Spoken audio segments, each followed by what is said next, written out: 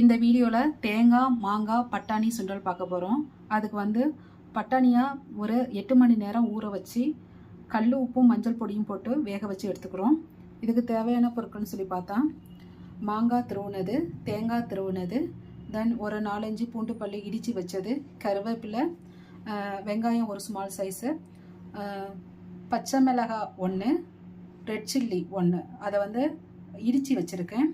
தென் தாளிக்க கடுகு, சீரகம், பெருஞ்சீரகம், தென் பெருங்காய பொடி, கல்லுப்பு போட்டு ஒரு 5-6 விசில் வந்து பட்டாணியை நல்லா வேக வச்சு எடுத்தாச்சு. வெந்து வந்திருக்கு. இப்போ தாளிக்கிறதுக்கு கடாயில் எண்ணெய் சூடாயிருச்சு. இதில் வந்து கடுகு போடுறோம்.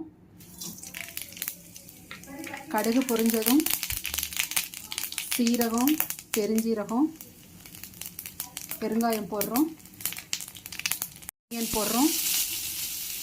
இடித்து வச்ச பூண்டு பல் போடுறோம். வெங்காயம் நல்லா பாதி பதத்துக்கு வெந்திருக்கு. இப்போ வந்து இதில் கொஞ்சமாக நறுக்குன இஞ்சி போடுறோம்.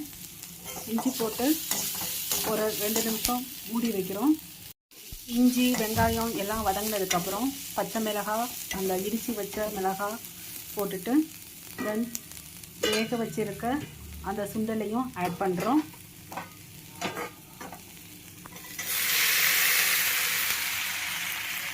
இப்போ வந்து மிக்ஸ் பண்ணுறோம். சுண்டலை ஆட் பண்ணிவிட்டு உப்பு போதுமானு செக் பண்ணிவிட்டு அப்புறம் நம்ம துருவி வச்சுருக்க இந்த தேங்காய், மாங்காய், கேரட் போட்டு தூவி எடுத்தால்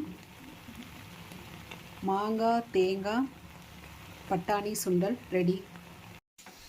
தேங்காய் போட்டாச்சு. சுவையான மாங்காய் தேங்காய் பட்டாணி சுண்டல் ரெடி. தேங்க்ஸ் ஃபார் வாட்சிங்.